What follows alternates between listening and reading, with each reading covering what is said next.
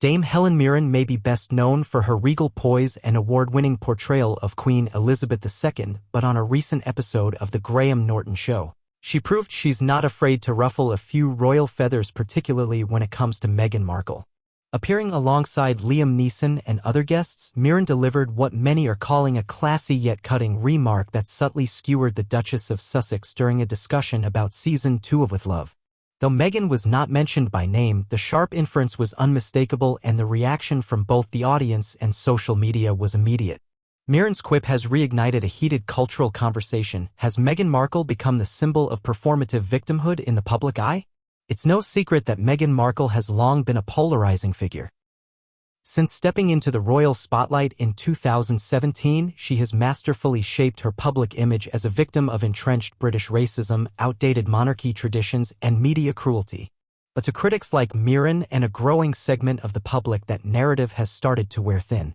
When Mirren, in her dry British wit, remarked, "There's something exhausting about people who keep trying to write themselves as the heroine of a story they wrote themselves," the crowd chuckled knowingly.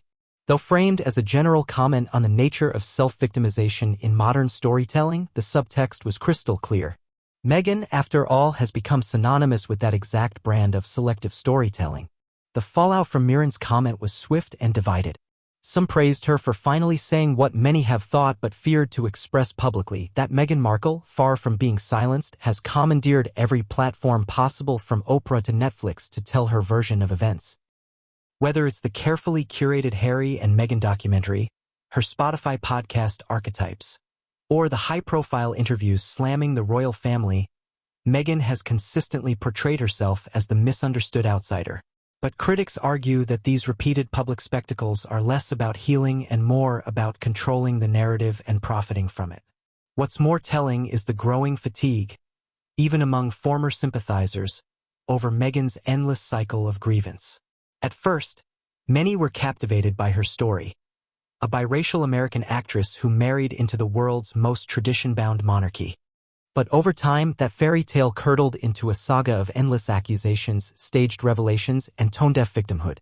Her complaints about not receiving a tiara she wanted or feeling unprotected during pregnancy began to ring hollow in the context of global crises. As Hellen Mirren subtly highlighted, there's a performative edge to Meghan's self-presentation that increasingly feels contrived. Liam Neeson, seated beside Mirren, notably refrained from weighing in directly but smirked as the conversation unfolded, a moment that didn't go unnoticed by viewers. The Irish actor, who has worked with British royalty in various film projects and hails from a culture that has its own complicated history with the crown, may have recognized the quiet genius in Mirren's jab. By not naming Meghan directly, Mirren let the audience draw its own conclusions, and in doing so, her commentary landed with even greater impact. What elevates this moment beyond simple celebrity gossip is how it reflects a growing public impatience with Hollywood's embrace of selective authenticity. Meghan Markle represents a new kind of public figure, one who seeks both royal privilege and Hollywood-style celebrity, both privacy and global platforms. Critics argue that she vacillates between vulnerability and calculated control, crafting a carefully constructed brand out of perceived mistreatment. It's a paradox that many, including Mirren, find difficult to respect. Moreover, Mirren's remark taps into a deeper cultural critique. In an age where self-branding is currency and personal trauma can be monetized, the Meghan Markle playbook has become a case study in manipulating public sympathy. She has turned pain into content, and while that's not inherently wrong, it becomes problematic when inconsistencies and exaggerations begin to surface. From the disputed timeline of her royal engagement to claims of institutional racism that even prominent UK journalists have been unable to verify, Meghan's narrative increasingly demands scrutiny rather than blind support.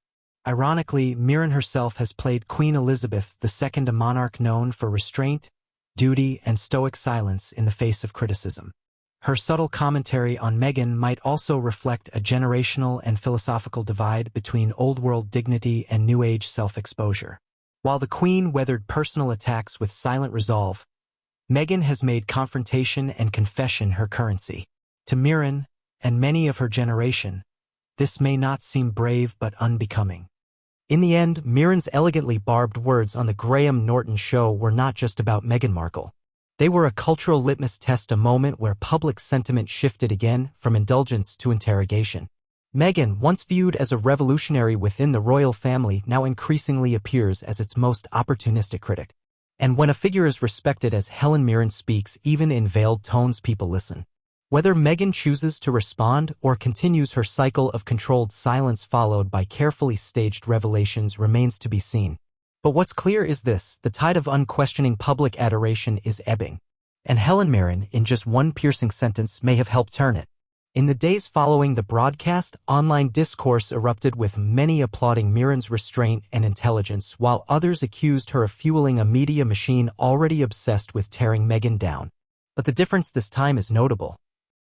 The criticism isn't coming from tabloid sensationalists or royal commentators, but from a woman with decades of cultural authority and a track record of integrity.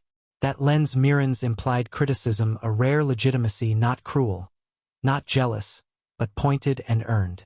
Even within Hollywood, there appears to be a quiet but growing shift. The novelty of Meghan's narrative has waned, and fatigue has set in among audiences who once viewed her as a symbol of modern progress. Instead, she's increasingly seen as someone who leveraged her royal title to build a personal empire, one rooted not in duty, but in drama. Hellen Mirren didn't need to name names to make an impact. Her remark struck a cultural nerve, prompting many to ask, when does self-expression cross into self-obsession? And more importantly, when will Meghan Markle realize that sometimes the most powerful statement is the one left unsaid? In contrast to Meghan's media-heavy tactics, Mirren's whisper landed loud.